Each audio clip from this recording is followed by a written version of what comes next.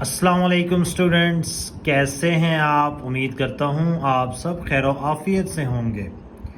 Icom part 1 principle of accounting chapter number 8 हमने start किया हुआ है और उसका पोर्शन नंबर 2 है जो कि बैंक रिकॉन्सिलिएशन स्टेटमेंट है।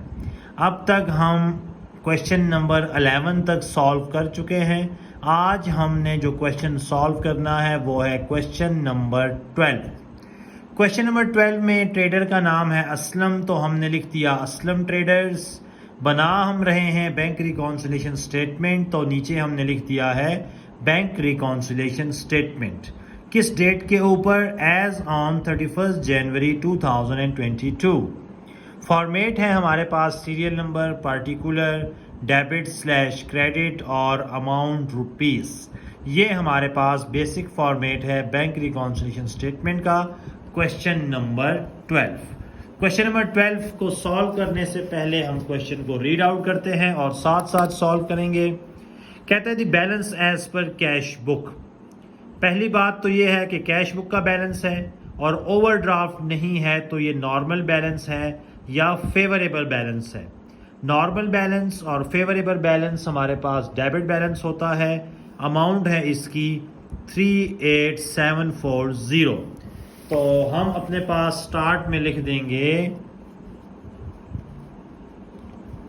Balance as per cash book, debit, और अमाउंट है इसकी 38740। इसके बाद स्टेटमेंट नंबर 1 है cheques amounting to ₹5640 issue to creditors. हमने 5640 रुपया इशू किया है चेक, लेकिन वो अभी तक प्रेजेंट नहीं हुआ पेमेंट्स के लिए, तो ये हमारे पास कहलाते हैं अनप्रेजेंटेड चेक्स। वो चेक्स जो कि कस्टमर का अकाउंटेंट इशू कर देता है लेकिन अभी तक बैंक में प्रेजेंट करने के लिए नहीं गए। अमाउंट है 5640। इट मीन्स के कैश बुक का बैलेंस कम शो हो रहा है और बैंक ने इस ट्रांजैक्शन को रिकॉर्ड नहीं किया। और हमने अपने इस प्ले लिस्ट की लेक्चर नंबर 2 में पढ़ा था कि अनप्रेजेंटेड चेक्स को ठीक करने के लिए डेबिट किया जाएगा।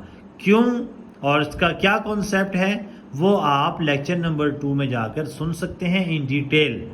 लेकिन आपको बताया था कि अनप्रेजेंटेड चेक्स को ठीक करने के लिए हम लोग डेबिट करेंगे, क्योंकि हमने इशू कर दिया है, बैंक ने डिडक्ट करना है, बैंक ने माइनस करना है, और बैंक जब पैसे देता है तो डेबिट करता है, क्योंकि ये बैंक की लायबिलिटी है और लायबिलिटी कम होती है तो डेबिट होगा।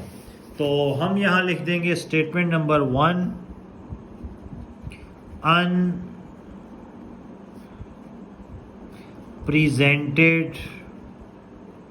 चेक्स डेबिट, और अमाउंट इसकी आ जाएगी 5640। नेक्स्ट है a cheque for ₹3500 receive from Universal Limited. एक चेक था जो हमें रिसीव हुआ है, paid into the bank was dishonoured. Even हमने बैंक में भी क्या कर दिया था, जमा करवा दिया था, लेकिन वो किसी रीज़न की वजह से डिसऑनर्ड हो गया है। जब डिसऑनर्ड हो गया है तो बैंक ने हमें वापस कर दिया है और अब हम वो चेक क्या करेंगे, बैंक में वापस कर देंगे, सॉरी कस्टमर को वापस कर देंगे। जब हम कस्टमर को वापस करेंगे तो हमारा बैलेंस क्या होगा, डिक्रीज। बैलेंस डिक्रीज होगा, कैश बुक में बैंक कॉलम क्या होगा, क्रेडिट।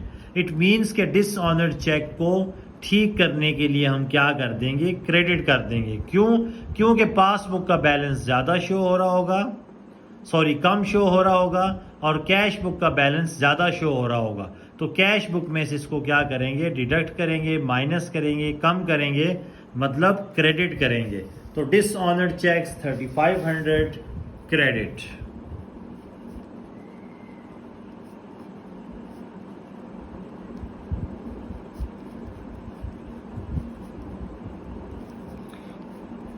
और अमाउंट है इसकी 3500। नेक्स्ट स्टेटमेंट है an outstation cheque amounting to ₹1150 enter in the cash book paid into the bank. Cash book में रिकॉर्ड हो गया है, कैश बुक में अमाउंट ऐड हो गई है, लेकिन अभी तक बैंक ने कलेक्ट नहीं किया। इट मीन्स कि कैश बुक का बैलेंस ज़्यादा शो हो रहा है, पासबुक का बैलेंस कम शो हो रहा है। बैंक जब इसको कलेक्ट करेगा, रिसीव करेगा, रिकॉर्ड करेगा, तो बैंक का बैलेंस क्या हो जाएगा? इंक्रीज। और बैंक का बैलेंस जब इंक्रीज होता है तो वो क्रेडिट होता है, क्योंकि कैश जो है वो बैंक की लायबिलिटी है। इट मीन्स अनकलेक्टेड चेक्स को ठीक करने के लिए हम क्रेडिट करेंगे और अमाउंट आ जाएगी 1150। तो स्टेटमेंट हम लिखेंगे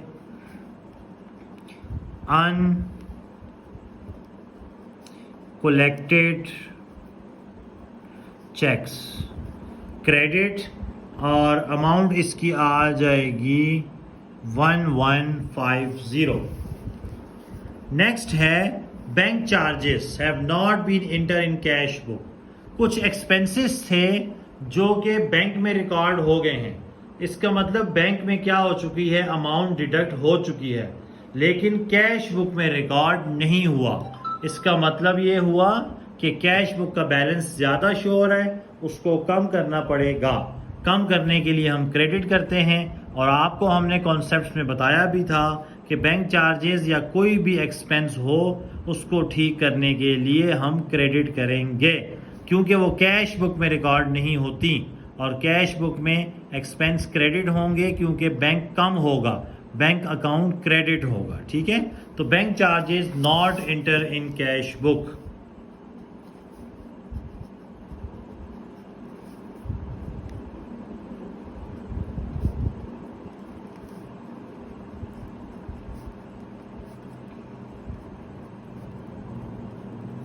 इसको हम क्रेडिट कर देंगे और अमाउंट आ जाएगी 50।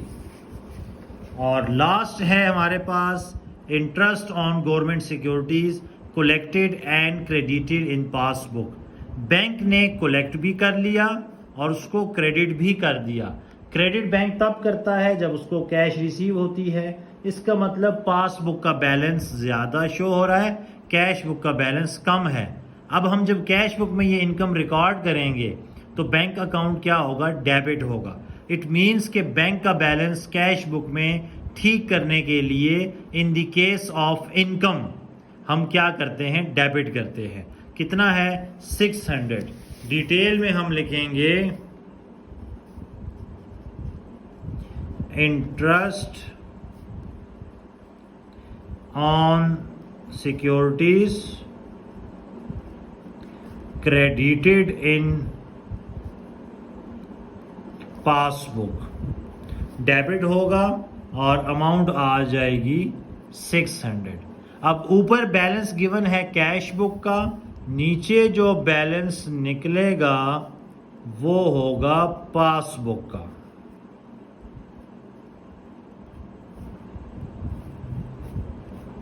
और मेथड क्या था? सबसे ऊपर वाला बैलेंस देखना है क्या है।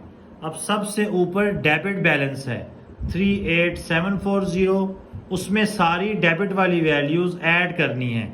5640 ऐड होगा, जबकि क्रेडिट वाली वैल्यूज लेस कर देंगे, क्रेडिट वाली वैल्यू लेस कर देंगे और डेबिट वाली वैल्यूज को ऐड अप कर दिया जाएगा।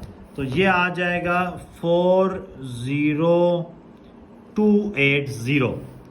और चूंकि आंसर पॉजिटिव आया है तो ऊपर डेबिट और नीचे क्रेडिट आ जाएगा। डेबिट मतलब कैश बुक का फेवरेबल बैलेंस, क्रेडिट मतलब पासबुक का फेवरेबल बैलेंस। अगर आंसर माइनस में आया होता तो इसका मतलब ये पासबुक का अनफेवरेबल बैलेंस आ गया, और वो बैलेंस क्या होता है? डेबिट बैलेंस होता है। तो ये हमारे पास क्वेश्चन नंबर 12 था, जो आपके सामने हमने सॉल्व किया है और आपको समझाया है। उम्मीद करते हैं आपको ये क्वेश्चन समझ आ गया होगा। इंशाअल्लाह अगली वीडियो में आपसे नेक्स्ट क्वेश्चन डिस्कस करेंगे। तब तक के लिए इजाज़त चाहते हैं। अल्लाह हाफिज़।